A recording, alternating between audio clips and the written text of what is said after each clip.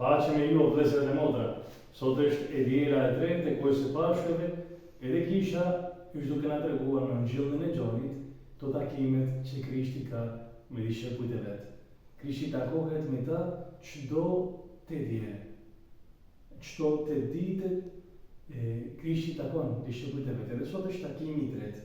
Edhe takimi i tretë ndodh në detin e Tiberiadit. Është vendi pagan.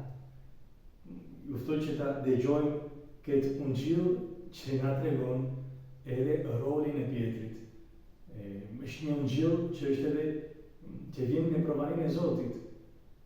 Në këtë kohë jemi duke u lutur për shpirtin e Papës Son Franceskut që ka ndu jetën, por jemi edhe duke pritur edhe duke dëshiruar që Zoti ta zgjerë një papë të ri, edhe kemi mu lut për këtë papë. Leximi i Ungjillit të Shenjtë sipas Gjonit. Mandej Jezusi prap u deftua nxënësve në breg të detit të Tiberiadit. U deftua kështu. Ishin bashkë Simon Pietri, Toma, që quhet Binjak, Natanaeli nga Kana e Galiles, bijtë e Zebedeut dhe dy tjerë prej nxënësve të tij. U tha Simon Pietri: "Po shkoj të gjuaj peshk." "Po vim edhe ne me ty," i thanë ata. U nisëm pra e hymë në lundër, por atë natë nuk zun asgjë. Kur zbardhi drita që Jezusi në breg, nxënësit nuk dinin se ishte Jezusi. Jezusi u tha: "Djelmosha, a keni do pak peshk?" "Jo," përgjigjen ata. Ai u tha: "Qitni rrjetën në anën e djathtë të lundrës e do të gjeni." Ata e bodhen e nuk mund ta nxirrnin, aq u ngarkua me peshk. Atëherë ai nxënësi, të cilin Jezusi e donte, i tha Pietrit: "Është zoteria." Simon Pietri, si dëgjoi se është zoteria, u mbështoll me petkun e sipërm, sepse ishte i zhveshur, dhe u hodh në det. Nxënësit tjerë erdhen me lundër duke hequr rrjetën në peshk, sepse nuk ishin larg bregut, kund 200 kut. Si dolën në tokë, pan zjarrin me prush e mbi të peshk dhe bukë. Jezusi u tha: "Bini ndonjë nga peshqit që zut tani." Atëherë Simon Pietri hypi në bark, në lundër, nxori në tokë rrjetën plotë me peshk, 153 peshq të mëdhenj. Dhe meqenëse se ishin aq shumë, prap nuk u shqye rrjeta. Jezusi u tha: "Ejani e hani." Askush prej nxënësve nuk pati guxim ta pyes kush je ti, sepse e dinin mirë se ishte zoteria. Jezusi u afrua, mori bukën e u dha. Po ashtu edhe peshkun. Ishte kjo hera e tretë që Jezusi u deftua nxënësve të vet, pasi u ngjall se vdekuri. Pasi hëngrën mëngjesin, Jezusi e pyeti Simon Pietrin: "Simon Gjoni, a me do ti ma shumë se këta?" "Po, zoteri," i përgjigji, "ti di se të dua." "Ruaj qengjat e mi," i tha Jezusi. Prapë e pyeti të dytën herë: "Simon Gjoni, a me do ti mua?" "Po, zoteri, ti e di se të dua," i përgjigji Pietri. "Ruaj delet e mia," filloi Jezusi. I tha për të tretën herë: "Simon Gjoni, a me do?" Pietri u trishtua pse pyeti për të tretën herë: "A me do?" Dhe i përgjigji: "Zoteri, ti di gjithçka, ti e di se të dua." I tha Jezusi: "Ruaj delet e mia. Për një mend po të them, kur ti ishe ma i ri, ngjeshe vetveten dhe shkoje kahtoje, por se kur të plakesh, do t'i hapësh duart e një tjetër do të ngjesh e do të çoj ku ti nuk dëshiron." I tha këto fjalë për t'i lajmëruar se më vështekje do ta lavdëronte hyn. Mandej i tha: "Me ndiq mua." Fjala e Zotit, lavditë qoftë ty o Krisht. Mirë vëllezër dhe motra, Ungjilli na tregon misionin e kishës, Këtë ungjell është plot me imazhet e misionit të kishës. Misioni i kishës është ungjellëzimi. Dhe këtu kemi dy gjanët për me thanë në lidhje me Pietrin. Një lidhje që ka me të gjithë ne. Pastaj rolin që ka si shërbëstar, si ai që shërben kishën e Krishtit.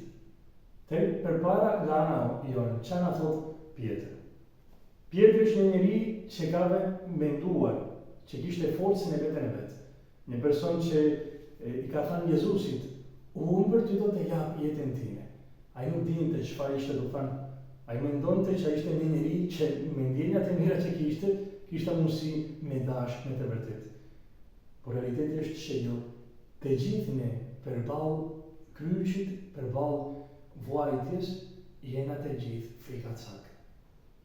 Askush ka mundësi me hyrë në kryq me dashuri nëse nuk ka shpirtin e Krishtit. Edhe Pietri nuk njihte veten e vet. Përballë kryqit të Krishtit do të njohë veten e vet, që është një person i dobët, por më shumë do të njohë dashurinë që Zoti ka për të. Sepse Krishti ka takuar Pietrin edhe e ka parë në syt në momentin që ai i ka mohit Jezusit. Edhe që ka pa? Shikimin e ëmbël e Jezusit mbi të. Atëherë në këtë dialogun ç'a ndodh që Pietër e din që Krishti njeh. A me don ti zotërit i di gjithë shka. Edhe kuptimin e njohjes në shkrimet e shenjta është intimitet. I vetmi që njeh në thellësi Pietrin, që të njeh dhe ty, është Jezusi. Edhe është një dashuri bashkuar, njohuri bashkë me dashuri. Te Pietri është duke pohuar. Jo vetëm që ti me njeh në tërsi, por që ti me donë. Edhe Pietri që ka këtë eksperiencë, që ka kënë i dashur në këtë mënyrë, deri në fund, që Krishti ka dhënë si shërbim jetën e vetë për Pietrin, që nuk e ka gjykuar, por që ka pas dëmshuri ndaj Pietrit, Pietri që njeh tashmë veten e vet në këtë pikpamje, atëherë thotë, Zotëri, unë të dua, por në fundisht të dua në këtë opsin që kam. Te Pietri merr këtë detyrë. Me kullot, qengjat, delet të Jezusit. Të gjithë ne kemi këtë mision. Me shpallë ungjillin. Pietri që hidhet në det, që ngjeshet, është një imazh që na transporton, që na kalon në ngjarjen e darkës së fundit, ku Krishti ngjesh dhe ka shërbyer nxënësve të vet. Ka thënë, u përkull përballë tyre dhe ka larë këmbët. Më thënë, për të bërë këtë mision e ungjillëzimit, nevojitet me ba këtë gjë në shërbim. Edhe jo me forcat tona, me idetë tona, por me hedhë rrjetën në anën e djathtë, më thënë, me ba gjanat me Zoti, që të jetë ai që të na tregoj ç'a me ba, që të jetë Shpirti i Shenjtë që të na lëviz. Të kuraje. Pjesën e dytë. Pietër ka një mision, me udhëheq kishën e Zotit. Me anë mendimin e Krishtit, është ai që e drejton lundrën, është ai që nxjerr peshqit me rrjetën. Rrjetat nuk coptohet rrjeta, që është imazhi i bashkësisë e kishës, i bashkimi, i unitetit. Edhe ai vetë që merr rrjetën edhe çoj deri në bregë. Domethënë, ai na çon tek Jezusi. Patjetër, Jezusi të vepron në barit e kishës. Edhe Krishti e dorëzon zyrtarisht këtë mision, me kullot, me ndihmu Krishtin e vet. Të letalusim për papën e ri që do të vi, që të jetë sipas zemrës së Jezusit. Që lëvdu Krishti.